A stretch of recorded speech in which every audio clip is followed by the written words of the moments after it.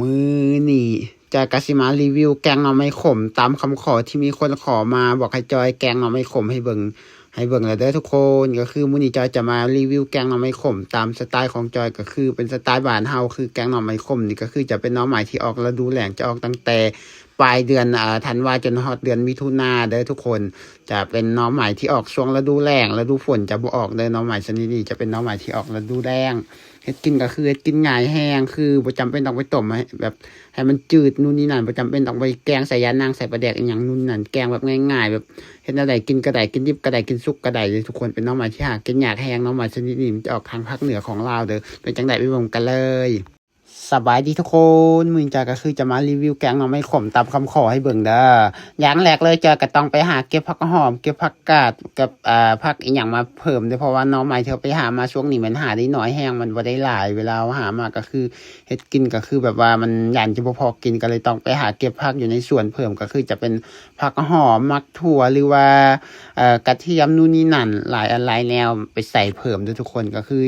จะต้องมาหาปิดเอามักถั่วแล้วก็ปิดเอามักโปมเด้อ มักบ่มที่ว่าก็จะเป็นหมากที่ขายกับผักกาดนั่นแหละทุกคนหมากจะใหญ่กว่าหมากผักกาดอย่างแรกเลยก็ต้องปิดเอาหมากถั่วลันเตาก่อนเพราะว่าจะเอาหมากถั่วลันเตาไปใส่แกงหน่อไม้ขมด้วยทุกคนหน่อไม้ขมเป็นหน่อไม้ที่หากินยากแห้งประเทศลาวก็สิมีแต่ทางภาคเหนือเพราะว่าเป็นหน่อไม้ที่ออกช่วงฤดูแล้งจะออกตั้งแต่ถ่ายเดือนธันวาจนฮอดเดือนมิถุนาเด้อทุกคนจะออกเพียงแต่5-6 เดือนเท่านั้นแล้วมันก็สิหมดฤดูฝนจะบ่ออกเด้อเป็นหน่อไม้ฤดูแล้ง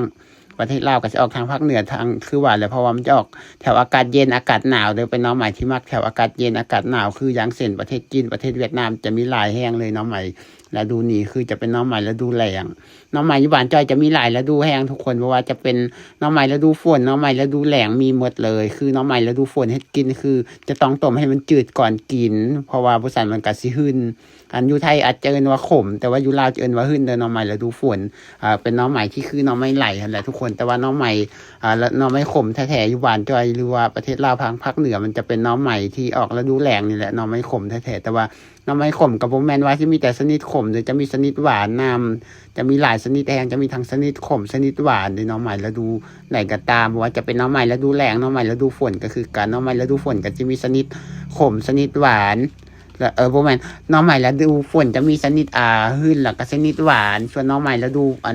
แล้งนี่ก็จะมีชนิดหวานแล้วก็ชนิดขมจะรสชาติจะบ่คือกันแต่ละอย่าง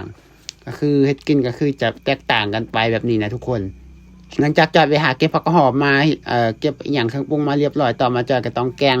เกียมจะปอกหน่อเผื่อจะไปแกงเลยก็คือจะเป็นหน่อไม้ขมทุกคนเป็นหน่อไม้ที่หากินยากคืออย่างว่าแหละประเทศลาวก็สิมีทางภาคเหนือเพราะว่าหน่อไม้เป็นอันนี้มันจะมักแถวอากาศเย็นเวลามันออกมันก็สิบ่ได้ออกคือจังสุ่มหน่อไม้ไผ่หน่อไม้ไหลเลยทุกคนหน่อไม้ชนิดนี้มันจะออกตามหากแล้วมันก็บ่ได้ค่อยมีตามเรียบห้วยแต่มันจะออกตามภูเขาสูงเท่านั้นมันจะมีแต่แถวภูสูงเด้เพราะว่าเป็นหน่อไม้ที่แบบว่าออกตามหากแล้วก็จะออกอยู่แถวสูงแฮงอยู่ลาวก็ยังว่าแหละทางภาคเหนือจะออกทางภาคใต้หรือว่าภาคกลางจะบ่ค่อยมีเด้อทุกคนทางภาคเหนือจะมีหลายแห้งเลยเพราะว่าเป็นหน่อไม้ที่มักอากาศเย็นแล้วก็อากาศหนาวแถวใดแห้งหนาวไวมันก็คือจะออกไวแถวใดที่อากาศอยากเย็นแล้วก็อบอุ่นมันก็คือจะโดนออกเด้อเพราะมันจะออกเพียงแต่6 เดือนเท่านั้นออกแต่ช่วงฤดูแล้งช่วงฤดูฝนแต่จะมันบ่ออกช่วงฤดูฝนมันจะมีหน่อไม้ฤดูฝนต่างหากหน่อไม้แต่ละชนิดนี่มันเฮ็ดกินบ่คือกันเลยเด้ออยู่บ้านจอยนะหน่อไม้ที่หากินง่ายหากินยากชนิดนี้คือเฮ็ดกินง่ายแห้งทุกคนกินดิบก็ได้กินสุกก็ได้คือบ่จำเป็นต้องไปต้มให้มันจืดนู่นนี่นั่นแล้วชนิดที่ขมถึงว่าจะต้มจังไดมันก็บ่จืดชนิดที่หวานเฮ็ดกินแนวใดก็หวานชนิดที่ขมนี่คือมันจะขมคือยาพาราเลยเด้ทุกคนแห้งสูงจากหน้าดินซ้ำใดมันแห้งขมขึ้นเซานั้นอันนี้ต่อมาหลังจากปอกหน่อล้างหน่อแล้วต่อมาจะก็ต้องเจียมผักหอมที่จะใส่เวลาแกงจะก็ใส่ข่านี่ทุกคนก็ต้องซอยข่าก่อนซอยข่าแล้วต่อมาก็ต้องซอยมักเผ็ดจอยมันจะใส่มักเผ็ดแห้งเด้อเพราะว่าฤดูนี้มักเผ็ดดิบมันบ่มีมันก็ต้องใส่มักเผ็ดแห้งเข้าไปเลยเวลาแกงจังซี่แหละทุกคนต่อมาก็ต้องซอยผักหอมบัวใจจะใส่ก็คือจะเอาหัวมันใส่เด้อ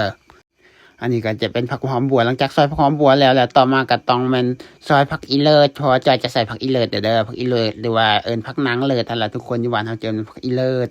อันนี้ก็คือจะเป็นผักอีเลิศเด้อหลังจากนี้แล้วเขาก็เกี่ยมอุปกรณ์อย่างหมดแล้วต่อมาก็เอาหม้อมาแล้วก็เอาน้ำใส่เพื่อเกี่ยมจะข่างจะแกงเด้อทุกคนก็คือเอาเกลือใส่แล้วก็แป้งนัวใส่แล้วก็เอาปลาแดกใส่น้อยนึงเพราะว่า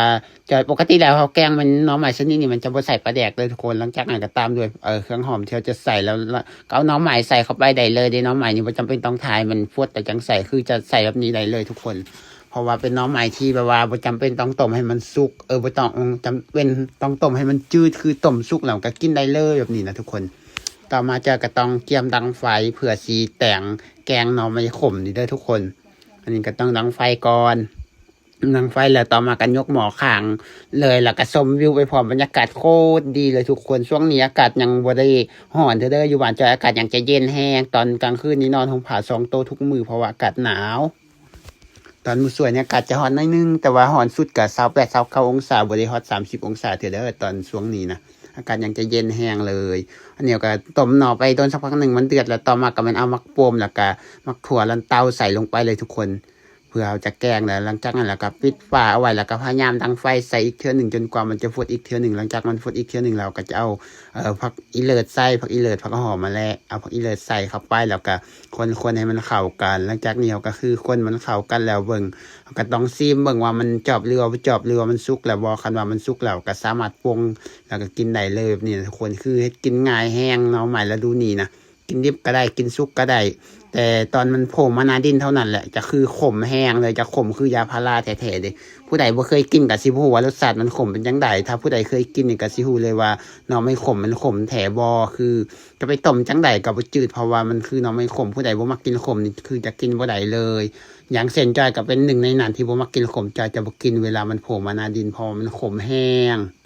หลังจากเหนียวก็คือแล้วเลยเด้อทุกคนต่อมาก็กินด้วยกันเลยมากินข้าวกันเด้อทุกคนก็คือจะแจ่วนำเด้แจ่วมักเผ็ดป่นนั่นแหละแล้วก็เอาน้ำใส่น้อยนึงแล้วก็เอากับหน่อไม้แบบนี้คือจะแซ่บแห้งเลยนะทุกคนแล้วดูนี่หน่อไม้ขมนี่คือยังจะบ่ขมเพราะยังอยู่ใต้ดินคือจะหวานแห้งพอมันโผล่ขึ้นหน้าดินเท่าใดมันจะขมเลยทุกคนแห้งสูงเท่าไหร่มันแห้งขมซ้ำนั่นคือคำว่าขมจะขมคือยาพาราแท้ๆเดี๋ยวบ่ได้ขมคือหน่อไม้ฤดูฝนเด้หน่อไม้ฤดูฝนอย่างอยู่ไทยเขาเอิ้นขมมันอยู่ลาวอยู่บ้านจอยเขาจะเอิ้นแม่นหน่อไม้หึ่นเด้อทุกคนเขาจะต้องต้มให้มันจืดก่อนกินเด้ออันนั้นแต่ว่าหน่อไม้ชนิดนี้กินง่ายแฮงคือโคตรกินง่ายแล้วก็หากินยาก